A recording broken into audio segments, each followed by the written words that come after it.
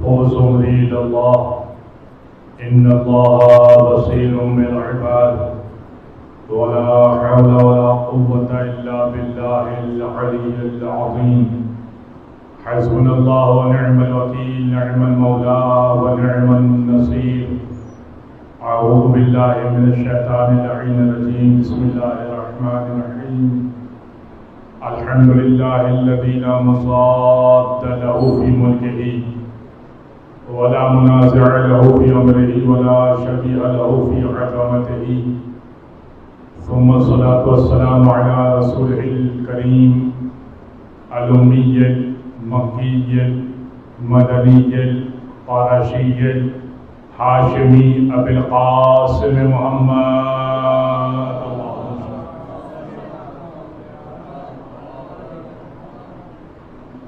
وعلى أهل بيته الطيبين الطاهرين واللعنة الدائمة على أعدائهم أجمعين من يوم ظلمهم وعقابتهم إلى قيام يوم الدين أما بعد فقد قال الله سبحانه وتعالى في محكم كتاب مبين بسم الله الرحمن الرحيم إنما يريد الله ليذهب عنكم الرجس أهل البيت ويطهركم تطهيرا.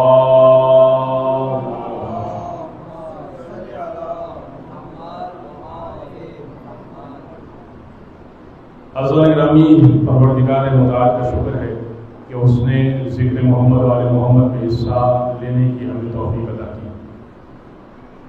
یہ ذکر وہ ذکر ہے کہ جس کی وجہ سے ہمارے کئی ایک معاملات درست ہو گئے، کئی ایک مسائل حل ہوتے ہیں. آپ غور کیجئے کہ مولانا رضا نے کیا خوبصورت بات کی. ریان بن شبیب سے کہا تھا ان كنت باقيا لشيء فابكِ للحسین. اگر کسی چیز پر رونا آ جائے، کتنی ایسی چیزیں ہوتی ہیں انسان کو زندگی میں رونا آتا ہے. بہت سارے معاملات ایسے ہوتے ہیں کہ انسان کا دل بھر آتا ہے. امام نے فرمایا تھا کہ ان كنت باقيا لشيء فابكِ للحسین. اگر کسی شے پہ رونا آئے، کسی چیز پہ رونا آئے، فابكِ للحسین، تو حسین سزاوار ہے کہ ان پہ رویا جائے. اس لیے کہ وہ مصیبت جو تمہاری زندگی میں آ رہی ہے، جس پہ تمہیں رونا آ رہا ہے، اس سے کہیں بڑی مصیبت حسین کے گھر میں کسی انداز سے آ چکی. پھر مولانا رضا کی بہت طویل حدیث ہے، کچھ باتیں میں بیان کر دیتا ہوں. بہت ہی کمال کی حدیث ہے وہ. امام نے فرمایا تھا کہ اگر تو چاہتا ہے کہ اگر تیری خواہش ہے کہ تجھے وہ ثواب ملے مثل لمن استشهد مع الحسین، شہدائے کربلا والوں کا ثواب تجھے ملے. دیکھیں، اگر ہم امام حسین کے دور میں ہوتے تو یقیناً امام حسین کا ساتھ دیتے. ایسا ہی ہے نا؟ لیکن اب تو نہیں ہے. اب یہ 2025 چل رہا ہے. اور اس وقت جب مولانا رضا کا دور تھا، اس وقت بھی جب مولانا رضا کے سامنے پسر شبیب بیٹھا ہوا ہے، فرزند شبیب بیٹھا ہوا ہے، تو امام نے کہا کہ آخر امام کا دور ہے. امام نے کہا کہ اگر تو چاہتا ہے، اور یہ ظاہر سی بات ہے کہ یہ حدیث آگے یہاں تک پہنچنی تھی. امام نے کہا کہ اگر تو چاہتا ہے کہ شہدائے کربلا والا ثواب ملے تو کیا کیا کر؟ ایک جملہ کہا کر، یا لیتنی کنت معکم فافوز فوزا عظیما. اے کاش میں آپ کے ساتھ ہوتا تو بلند درجوں پر فائز ہوتا. اور یہ جملہ آپ زیارت وارثہ میں بھی پڑھتے ہیں. یا لیتنی کنت معکم فافوز معکم اس طرح سے پڑھتے، لیکن فافوز فوزا عظیما، فافوز فوزا عظیما، بلند درجے پر آپ کے فائز ہو جاتا.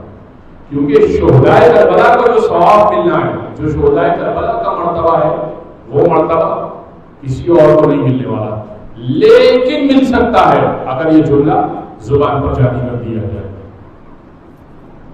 پھر امام نے کہا ان کنت معنا فی الدرجات العلی، اگر تیری یہ خواہش ہے کہ ہمارے ساتھ بلند درجوں پہ رہے. مولانا رضا نے فرمایا لیکن ایک یہ ہے کہ انسان جنت میں داخل ہو جائے گا، وہ ہر کلمہ کو داخل ہو جائے گا، لا الہ الا اللہ محمد رسول اللہ کہہ دے گا تو کہیں نہ کہیں کسی نہ کسی طرح سے جنت میں داخل ہو جائے گا، حساب کتاب ہو جائے گا. تو اپنے گناہوں کی کل خلاصی کرانے کے بعد تو آخر میں جنت میں داخل ہوگا نا. اس لیے کہ جہنم تو مشرکین کے لیے، جہنم تو شرک کرنے والوں کے لیے، جہنم تو پروردگار کی توحید کا اقرار کرنے والوں کے لیے نہیں بنی ہوئی. تو کسی نہ کسی اعتبار سے جنت میں داخل ہو جائے گا. لیکن داخل ہونا اور اس لیول پر پہنچنا کہ جس لیول پر رسول اللہ ہیں، گریڈز ہے نا جنت میں، ایک لیول تو نہیں ہے جنت میں. جس طرح ایک عام سی اسکول بھی ہوتی ہے تو اسکول کے گیٹ میں داخل ہو گئے تو اسکول میں تو داخل ہو گئے آپ، لیکن پرنسپل کی کرسی تک پہنچنا یہ ایک مرحلہ ہے نا کہ اگر آپ کا ویژن ہے، آپ کی سوچ ہے کہ مجھے پرنسپل کی کرسی پر اگلا پرنسپل مجھے بننا ہے، تو آپ اسکول کے گیٹ پہ داخل ہو جائے تو یہ کام نہیں بنے گا. پرنسپل کی کرسی پر اگلا پرنسپل آپ کو بن کر بیٹھنا ہے، اس کے لیے بہت محنت کرنی پڑے گی. پرنسپل تو بہت دور کی بات ہے، اگر وہاں پر ٹیچر بھی لگنا ہے تو بہت محنت کرنا پڑے گی. ٹیچر بھی بہت دور کی بات ہے، ایک اسسٹنٹ بھی بننا ہے وہاں پر تو آپ کو محنت کرنا پڑے گی. فقط داخل ہو جانا کمال نہیں ہوگا، لیکن داخل ہو جانے کے بھی کچھ رولز ہیں. مثال کے طور پر آپ نے بے ڈھنگا لباس نہ پہنا ہو، ایک پراپر لباس پہنا ہو تو اسکول میں آپ کو داخل ہونے دیں گے. آپ اسکول ٹائمنگز میں انٹر ہوں گے تو اسکول میں داخل ہونے کی اجازت مل جائے گی.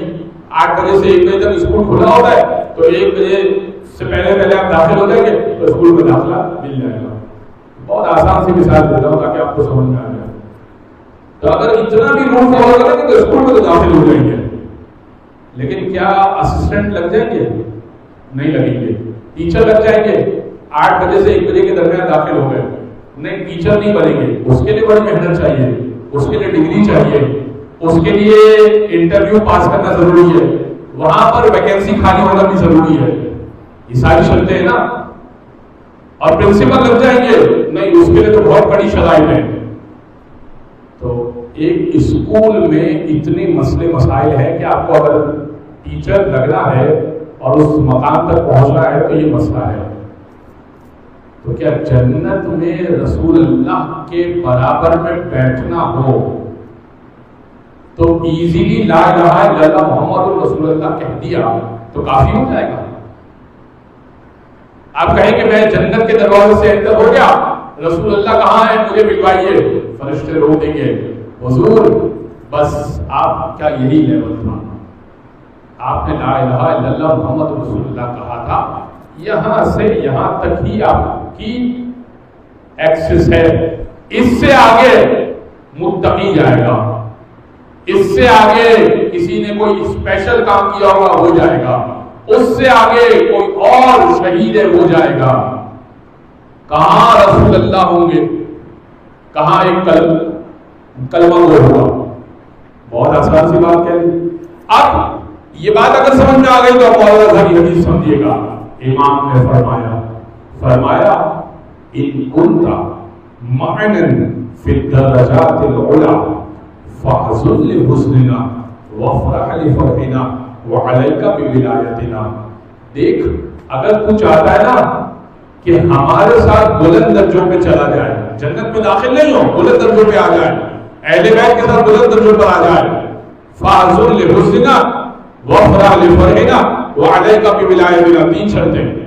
ہمارے غم میں غمگین ہو جایا کر، ہماری خوشی میں خوش ہو جایا کر، وعلیک بولایتنا. اور غم میں غمگین ہو جانا کافی نہیں ہے، خوشی میں خوش ہو جانا بھی کافی نہیں ہے. غم میں غمگین ہو جائے. 10 محرم پہ بہت سارے مسلمان سبھی لگاتے ہیں.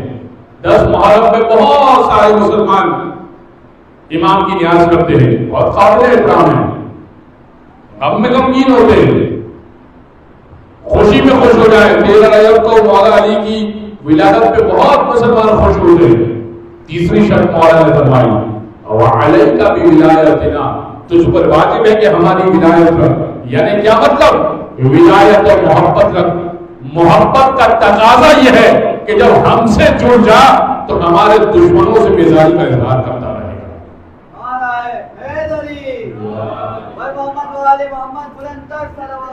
اللہم صلی علی محمد. تو غم میں غمگین ہو جا, خوشی میں خوش ہو جا. ہماری ولایت کا اقرار کرتے کہ ہاں یہ ہے جو برحق ہے. یہ 3 چیزیں اگر تو کر دے ہمارے ساتھ بلند درجوں پر آ جائے گا. حضرت گرامی, آج میں یقین جانے کے اس کیفیت کو محسوس کر رہا ہوں کہ میں ظاہر سی بات ہے کہ حق تو ادا ویسے بھی نہیں کر سکتا تھا, اور واقعتاً بھی محسوس کر رہا ہوں کہ میں اپنے عنوان کو جسٹیفائی نہیں کر سکا اور نہیں پڑھ پایا. لیکن سیرت سید سجاد کے عنوان سے جو معلومات چھوٹے موٹے تھوڑے بہت پیش کر پائے, اس میں سے کچھ باتیں آپ کی خدمت میں مزید پیش کر کے منزل مسائل پر آ کر ذہن کو تمام کروں گا. سید سجاد نے کل میں نے خطبہ جو پیش کیا تھا, جو افراد مومنین حاضر تھے, میں نے اور جو نئی حاضر تھے ان کے لیے ذرا سا بات بیان کر دیتا ہوں کہ دربار لگا ہوا تھا. یزید نے اپنے دربار میں اہل حرم کو قید کیا تھا, اپنے خطیب کو بھیجا. خطیب نے بنو امیہ کی تعریف کی. بنو امیہ کی جیسے ہی تعریف ہوئی تو مولا سجاد نے روک دیا.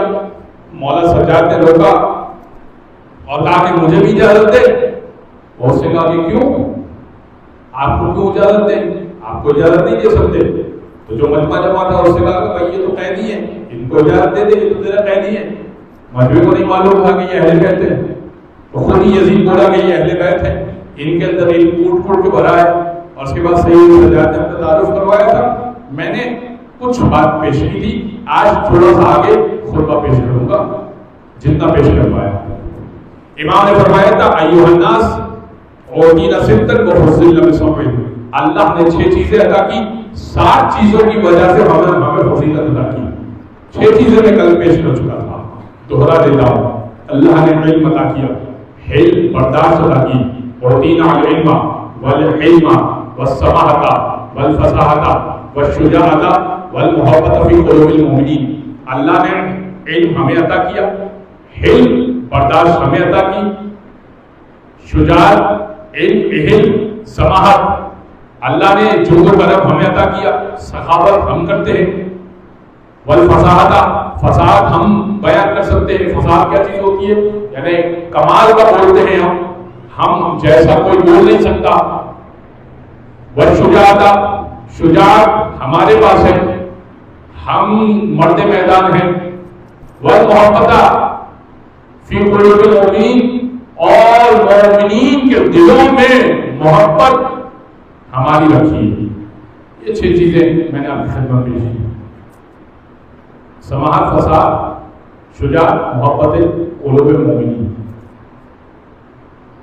یہ بیان کرنے کے بعد سید سجاد نے کہا وَفُضِّلْنَا بِالسَّبْعِ, اور 7 چیزوں کی وجہ سے اللہ نے ہمیں فضیلت عطا کی. یعنی کائنات میں ہم اہل بیت کے پاس 7 چیزیں ایسی ہیں جو کسی کے پاس نہیں ہیں.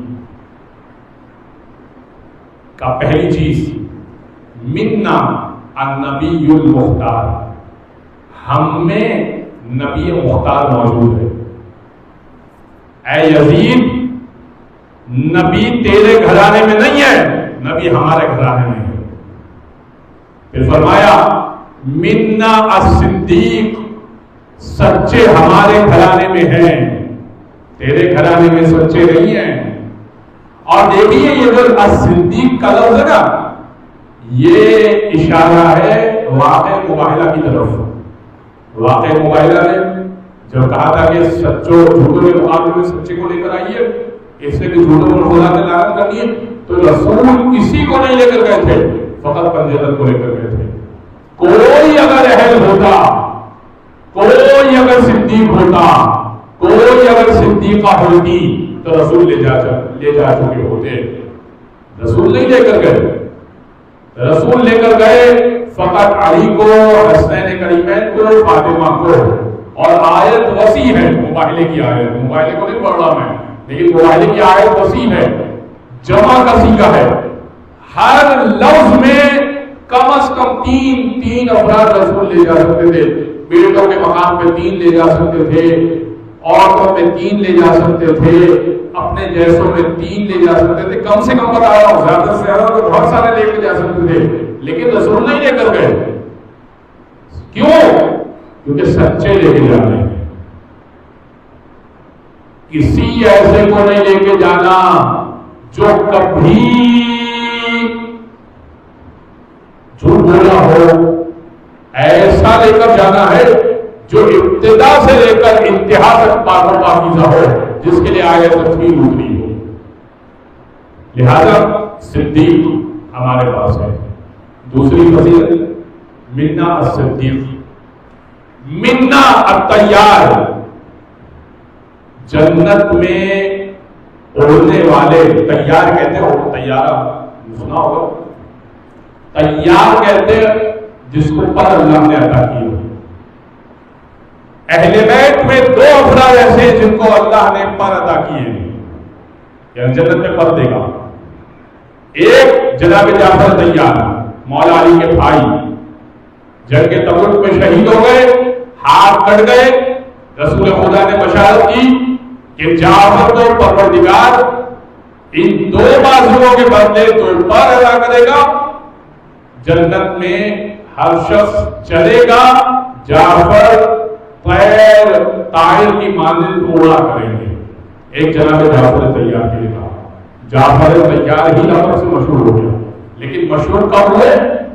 شہادت کے بعد۔ جعفر تیار۔ دوسرا حضرت عباس، دونوں بازو شہید ہو گئے، دونوں بازو جدا ہو گئے جڑ سے، ان کو بھی اللہ پر عطا کرے گا، جنت میں سیر کی کرے گا۔ کہ یزید ہمارے یہاں پر اللہ نے تیار رکھے ہیں، تیرے پاس کیا ہے؟ صدیق ہمارے یہاں، نبی مختار ہمارے یہاں، صدیق ہمارے یہاں، سچے ہمارے یہاں، تیار ہمارے یہاں۔ منا اسد رسول اللہ، اللہ کا شیر، منا اسد اللہ کا شیر ہمارے گھر میں ہے۔ علی مرتضیٰ کی بات ہو رہی ہے، اللہ کا شیر ہمارے گھر میں ہے، منا اسد اللہ و منا اسد رسول ہی، اور رسول اللہ کا شیر ہمارے گھر میں ہے۔ پھر فرمایا وَمِنَّا سَيِّدَةُ نِسَاءِ الْعَالَمِينَ الْبَتُولُ، اور کائنات کی عورتوں کی سردار جو بطول بھی ہے ہمارے گھر میں ہے۔ صلوات پڑھتے بیوی سیدہ کے ساتھ۔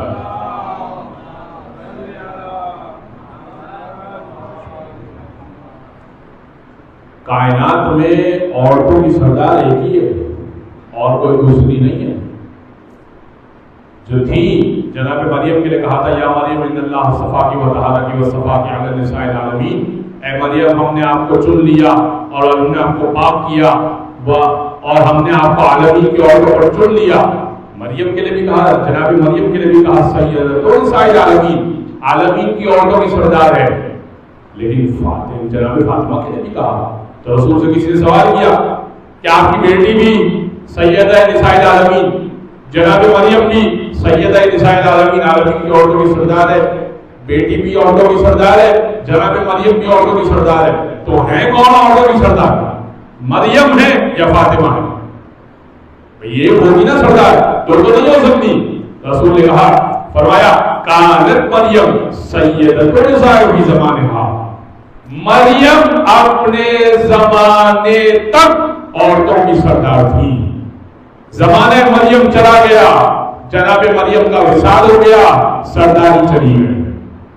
اما ابنتی فاطمہ، جہاں تک میری بیٹی فاطمہ کا تعلق ہے، فہو سید نساء العالمین من الاولین والآخرین، میری بیٹی کا تعلق ہے اول سے لے کر آخر قیامت تک آنے والی تمام عورتوں کی سردار فاطمہ زہرا ہے۔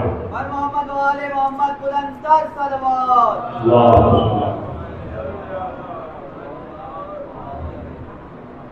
تو مولانا سجاد نے فرمایا رسول ہم میں سے، سچے ہم میں سے، تیار ہم میں سے، جنت میں اڑنے والے ہم میں سے، اللہ کا شیر ہم میں سے، رسول اللہ کا شیر ہم میں سے، بطول ہم میں سے۔ آخری بات کہی رسول خود سید سجاد نے فرمایا وَمِنَّا سَيِّدِ شَبَابِ أَهْلِ الْجَنَّةِ، اور جنت کے جوانوں کے سردار ہم میں سے۔ بھائی نبی بھی ہم میں ہیں، عورتوں کی سردار بھی ہم میں ہیں، سچے بھی ہم میں ہیں، جنت میں اڑنے والے بھی ہم میں ہیں، اللہ کے محافظ بھی ہم میں ہیں، رسول کے محافظ بھی ہم میں ہیں۔ رہ کیا گیا؟ جنت کی سرداری، جنت کے سردار بھی ہم میں ہیں، الحسن والحسین، جنت کے سردار جو حسن حسین ہے نا وہ بھی ہم میں ہیں۔ تیرے پاس کیا ہے؟ کیا بچا تیرے پاس؟ اچھا دنیا کی بات کی جائے، کل میں عرض کر چکا، دنیا کے لحاظ سے بات کی جائے، دنیا میں انسان کو کیا کام آتا ہے؟ مال کام آتا ہے؟ وہ سید سجاد نے پہلے ہی سمجھا دیا، جو کرم ہمارے پاس ہے۔ اچھا کون کہہ سکتا ہے کہ میں سخی ہوں؟ وہی کہے گا کہ میں سخی ہوں جس کے پاس مال ہوتا ہے۔ تو دنیا مولا کے پاس ہے۔ اچھا دوسری چیز دنیا میں کیا کام آتی ہے؟ ڈگری بڑی کام آتی ہے۔ جتنا پڑھا لکھا اتنا زیادہ لوگ احترام کرتے ہیں۔ علم، سید سجاد نے کہا علم ہمارے پاس ہے۔ اچھا اور کیا کام آتا ہے؟ علم، اخلاق کام آتا ہے۔ برداشت، سید سجاد نے کہا وہ ہم سے بہتر کسی کے پاس نہیں۔ اور کیا کام آتا ہے؟ مردانگی، بہادری، شجاعت بھی ہمارے پاس ہے۔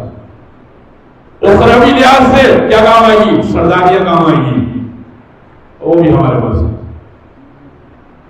نبی ہمارے پاس ہے، صدیق ہمارے پاس ہے، جنت توڑنے والے ہمارے پاس ہے، جنت کے سردار ہمارے پاس ہے، سچے ہمارے پاس ہے، اللہ کا شیر ہمارے پاس ہے، رسول اللہ کا محافظ ہمارے پاس ہے۔ دنیا بھی مکمل ہمارے پاس ہے، آخرت بھی مکمل ہمارے پاس ہے۔ اسی لیے جناب زینب کبریٰ نے کہا تھا، فرمایا تھا جب اپنا خطبہ دیا تھا جناب زینب کبریٰ نے ایک جملہ کہا تھا، اور یہ جملہ یزید کے لیے نہیں تھا، یہ جملہ قیامت تک کے لیے پیشن گوئی تھی۔ جب اس نے جناب زینب کو روکا نا کہ آپ خطبہ نہ دیں، تو بی بی نے خطبہ جاری رکھا، اور بی بی نے ایک جملہ کہا، بڑا مشہور جملہ ہے وہ، کہا تھا یا یزید واللہ لا تمحو ذکرنا، خدا کی قسم تو ہمارا ذکر نہیں مٹا سکتا۔ یہ قیامت تک کی پیشن گوئی جناب زینب دیکھ رہی ہے، ہمارا ذکر مٹا نہیں سکتا تو نے سمجھا کہ یہ نیزے پہ سر رکھا ہوا ہے، لگا کے رکھے ہیں، نیزے پہ سر سجا کے رکھے ہیں، ہمارے ہاتھ بندھے ہیں، ہمارے پیر بندھے ہیں، ہمارے بال کھلے ہیں، تو ختم ہو گئی، معاملہ ختم ہو گیا۔ واللہ خدا کی قسم، بی بی زینب نے قسم کھائی ہے، بی بی زینب کی قسم کوئی معمولی قسم ہوگی، جس کو سید سجاد نے کہا تھا عالمۃ غیر معلمۃ، انتی عالمۃ غیر معلمۃ۔ اور یہ جملہ بھی جو کہا تھا نا مولانا سجاد نے، یہ مولانا سجاد نے خطبے کے دوران کہا تھا۔ بی بی زینب جب خطبہ دے رہی تھی نا، تو جناب زینب کو روکنے کے لیے سید سجاد نے کہا تھا کہ اے بی بی زینب، اے فاطمہ جان، اب میرا حکم ہے کہ آپ خاموش ہو جائیے، انتی عالمۃ غیر معلمۃ، آپ وہ عالمہ ہیں جس کو کسی نے سکھایا نہیں ہے، اب جو آپ باتیں کر رہی ہیں نا وہ ان کو سمجھ میں نہیں آئی ہے، ان کی سطح سے بلند باتیں کر رہی ہیں، آپ وہ عالمہ ہیں جن کو پڑھایا نہیں گیا۔ یہ عالم ہے اہل بیت اطہار کا کہ رسل بستہ ہے تو وہ بولتے ہیں کہ قرآن بول رہا ہے۔ ایک چھوٹی سی بات کر کے میں منزل مسائل پر آ رہا ہوں۔ دعا مانگنے کا طریقہ سید سجاد نے بتایا تھا، میں نے کچھ بات صحیح معاملہ سے کی، ایک بات رہ گئی کہ وہ پیش کرنی تھی، ظاہر ہے کہ میں یقیناً حق ادا نہیں کر سکا سیرت سید سجاد کا۔ ایک بات جو مجھے پیش کرنی تھی وہ بہت ہی بہترین مجھے اپنے اعتبار سے اچھی لگتی ہے، تو میں نے چاہا تھا کہ آپ سے بھی بیان کروں کہ مگر سید سجاد کے عنوان سے ایک شخص دعا مانگ رہا تھا۔ دعا کیا مانگ رہا تھا؟ اللہم اغننی من خلقک، اے پالنے والے مجھے خلقت سے بے نیاز کر دے، مجھے بری کر دے، اتنی محتاجی ہے۔ اب دیکھیں ہم آتے ہیں تو اس طرح سے آتے ہیں، میں اپنی بات کر رہا ہوں، اس سواری پہ آتا ہوں، سواری والے کا محتاج ہوں، کسی کو کہتا ہوں وہ گاڑی لے کر آتا ہے، اچھا اس مائک کا محتاج ہوں، اگر یہ مائک بند ہو جائے، لائٹ چلی جائے تو آپ تک میری بات نہیں پہنچے گی، محتاج ہے۔ اچھا انسان زندگی میں محتاج ہے، ایک دوسرے کا ایک دوسرے کا ایک دوسرے کا ایک دوسرے کا، ہر شخص ایک دوسرے کا محتاج ہے۔ پانی پینے کی ضرورت ہے، حاجت ہے، تو مثال کے طور پر مجھے تو میں نے اپنے پاس بیٹھے ہوئے کسی کو کہا کہ مجھے پانی پلانا ہے۔ گھر میں بھی مثال کے طور پر ایک شخص دوسرے کو بولتا ہے، شوہر زوجہ کو سے کہتا ہے، زوجہ شوہر سے کہتی ہے، ایک دوسرے کو انسان محتاج ہے۔ اس نے دعا مانگی کہ اللہم اغننی من خلقک، اے پالنے والے خلقت سے بے نیاز کر دے، بس اب مجھے ان کی محتاجی نہیں چاہیے، بہت زیادہ محتاج ہو گیا ہوں میں، اپنا محتاج ہے، بہت سے ہوتے نا اپنا محتاج ہے، ان لوگوں کی محتاجی نہیں چاہیے، لوگوں کی محتاجی نہیں چاہیے۔ امام نے فوراً اس کو روکا، امام نے فرمایا یہ ممکن نہیں ہے، ممکن نہیں ہے کہ تم محتاج نہ رہو، اس لیے کہ نظام پروردگار اسی طرح سے ہے کہ ہر شخص کسی دوسرے کا محتاج ہے۔ آپ ایک بار بھی یہاں مجلس میں آئے کہ کوئی شخص کسی دوست کے باہر سے اگر آیا ہے تو یقیناً کسی نہ کسی سواری پر آیا ہوگا، اس سواری کا محتاج ہے۔ اللہ کا نظام اس طرح سے ہے کہ وہ ایک دوسرے کا محتاج ہے، کا پروردگار نے یہ سسٹم بنایا نہیں ہے ایسے، کا مولا پھر کیا دعا مانگوں؟ امام نے فرمایا دعا یوں مانگا کر، اللہم اغننی من شرار خلقک، اے پالنے والے خلقت کے شریر لوگوں سے محفوظ رکھ۔ شریر لوگ بھی تو ہوتے ہیں نا، تنگ کرنے والے، پریشان کرنے والے، ایسے لوگ بھی تو ہوتے ہیں نا جو ہر وقت پریشان کرتے ہیں، بات پہ پریشان کرتے ہیں۔ کہ یہ دعا بالکل ٹھیک ہے کہ اے پروردگار شریر لوگوں سے محفوظ رکھ، بڑا پریشان کر کے رکھا ہے لوگوں نے، یہ دعا مانگا۔ یہ دعا غلط ہے کہ پروردگار بے نیاز کر دے، بے نیاز وہ فقط وہ ذات ہے، پروردگار کی ذات بے نیاز ہے، تم بے نیاز بن ہی نہیں سکتے، تم کو نیاز مند رہنا پڑے گا۔ ہاں اتنا ہو سکتا ہے کہ شریر لوگوں سے جان چھوٹ جائے گی اگر تم اس دعا کو پڑھنا شروع کرو۔ عزیز گرامی باتیں بہت تھی، لیکن بہرحال میری زحمت یہیں تک تھی اور آپ افراد کی بھی زحمت یہیں تک تھی۔ بہرحال مجالس کا سلسلہ یہاں سے جاری رہے گا، اس بارگاہ میں مجالس کا سلسلہ آگے بھی ہے۔ ایک گزارش میں منزل مسائل پر آؤں گا کہ پھر سے جو میں نے ابتدا کی تھی اس بار کروں گا کہ مجلسیں نعمت ہے۔ فرش اعظم نعمت ہے. فرصت کے کچھ لمحے بھی مل جائیں تو آپ اس فرش کو ادا کر دیجیے. مسائل میں پہنچ جائے مسائل میں پہنچ جائے, ماتم میں پہنچ جائے سو ماتم میں پہنچ جائیے, نیاز میں پہنچ جائیے سو نیاز میں پہنچ جائیے. اچھا سبیل کی حد تک پہنچ جائے اور سبیل پی کر چلے جائیں, چلے وہی صحیح. گزر رہے ہیں, مجلس ہو رہی ہے, وقت نہیں ہے, کہیں جانا ہے, آج مجلس نہیں سن سکتے, رک کے سبیل پی سکتے ہیں, رکیے, 2 جملے شاید کان میں پڑیں گے, مسائل کے شاید فضائل کے, 2-5 منٹ سبیل تو پیے گے, امام حسین کی پیاس یاد آئے گی, بس ہو گئی آپ کی مجلس. جب آپ نے ذکر مصیبت حسین کیا نا, ٹھنڈا شربت پیا, یہی تو مولا حسین نے کہا تھا. آخری جملے مولا حسین نے کیا کہے تھے؟ شیعتی مہما ان شربتم ماء عذب